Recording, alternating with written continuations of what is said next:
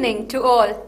The secret of health for the mind and body is not to mourn for the past, worry about the future, or anticipate troubles, but to live in the present moment wisely and earnestly. Welcome to BMC English News Live. Myself, Marina Francis, joining you with the news updates. Today's news in detail. Bahrain joins world today in celebrating International Youth Day. Bahrain is joining the world today in celebrating the 2021 International Youth Day with high hopes for the kingdom's youngsters to enhance their contributions in nation building, prosperity and for a bright future. The United Nations marks the event every year on August 12th with this year's theme, Transforming Food Systems, Youth Innovation for Human and Planetary Health. On this day, governments and citizens across the world come together to recognize and bring attention to the problems faced by the youth. Muharraq governor urges full compliance with precautionary measures during Ashura season.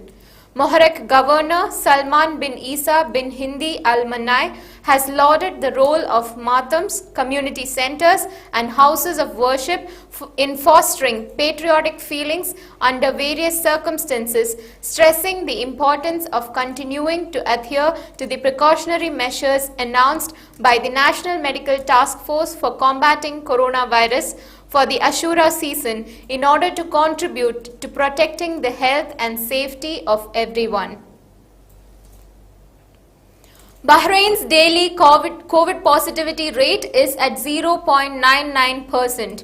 Out of 16,189 COVID-19 tests carried out yesterday in Bahrain, 161 new cases have been detected. Among 52 expatriate workers, 81 new cases are contacts of active cases and 28 travel related. There were 120 recoveries from COVID-19 reported. No fatalities due to COVID-19 in Bahrain yesterday. Bahrain's biggest water park, the Lost Paradise of Dilmun, has come up with a very special offer of free entry to LPOD for children up to 7 years and 50% discount for adults. This offer is valid from 13th to 15th of August 2021. So hurry up and following all COVID protocol, plan your weekend at the Lost Paradise of Dilmun. Also, an additional attraction, BMC News Live Facebook channel will be posting a question relating to the LPOD. Post your answers in the comment section, and from those who give the right answers and who have liked BMC News Live Facebook page, 5 lucky winners will be receiving 2 free tickets each to the LPOD, for which they can enjoy at the Lost Paradise of Dilmun for 1 whole day. So do grab this opportunity immediately. Now we shall be back after a very short break.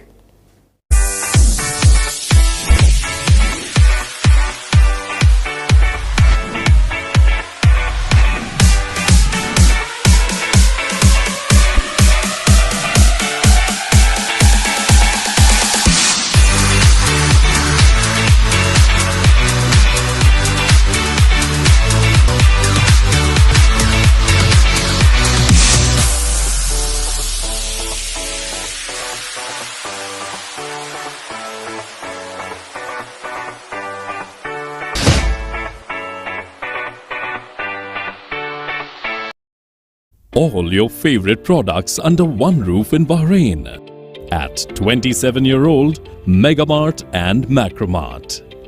Bakery,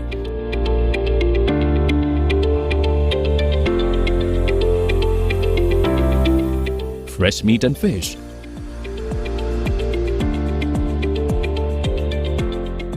fruits and vegetables,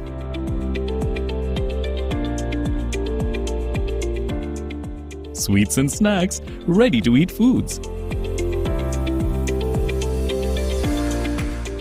dairy products, grocery or consumer goods, To have a wonderful shopping experience, please visit your nearest Megamart Macromart branch. Megamart and Macromart, full of goodness.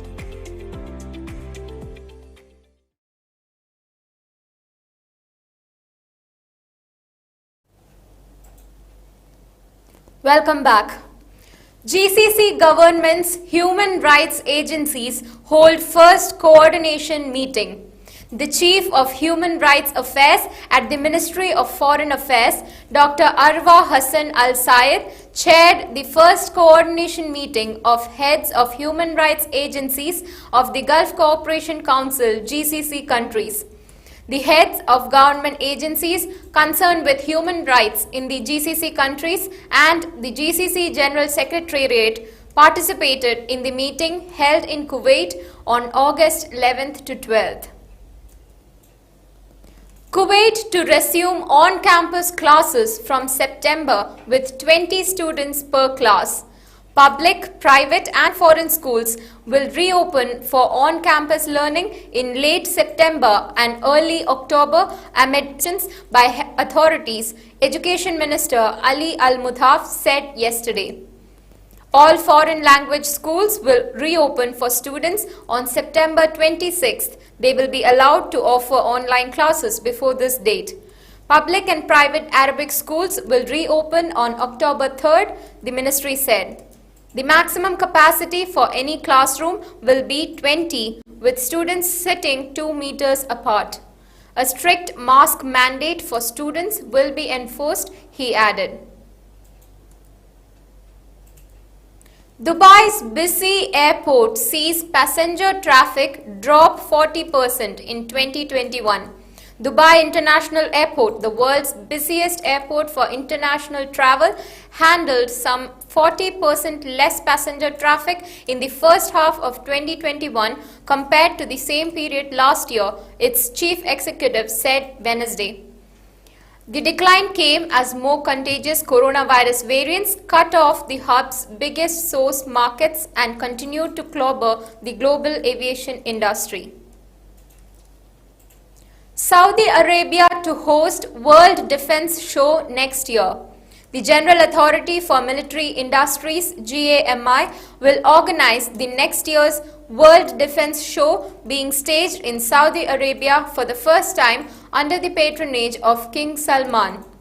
The event, due to take place in Riyadh from March 6th to March 9th, is expected to attract more than 30,000 visitors, including some of the world's top industry experts. Sector representatives will participate in thought leadership sessions focusing on the future of the industry across air, land, sea, space and security, while also considering interoperable defense solutions. At least 65 people killed in Algerian wildfires. Greece, Turkey also battle blazes. Wildfires tearing through forested areas of northern Algeria have killed at least 65 people, state television reported on Wednesday, as some of the most destructive blazes in the country's history continued to rage. The government has deployed the army to help fight the fires, which have burned most fiercely in the mountainous Kabylie region, and 28 of the dead are soldiers, with another 12 critically injured with burns.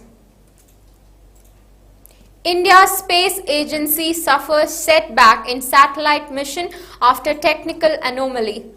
India's space agency suffered a setback while trying to put an Earth observation satellite into orbit. Anomaly minutes after the rocket carrying the satellite was launched in the early hours on Thursday. Performance of first and second stages was normal. However, cryogenic upper stage ignition did not happen due to technical anomaly. The mission couldn't be accomplished as intended, the Indian Space Research Organization said in a statement. Canada planning COVID-19 vaccine passport for international travel. Canada is working to create a digital vaccine passport that would allow citizens to travel abroad. The service would be available in the next few months, government officials said on Wednesday.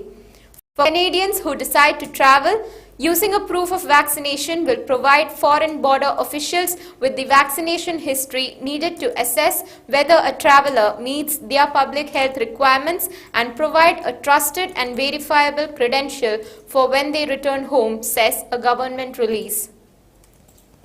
New Zealand plans to start reopening borders early next year. New Zealand, which has completely stamped out the coronavirus, plans to cautiously reopen its borders to international travelers early next year, the government said on Thursday. Officials also said they would delay second shots of Pfizer vaccine in order to speed up first shots to protect more people as the threat of the Delta variant grows. Strong quake strikes Philippines, no major damage reported.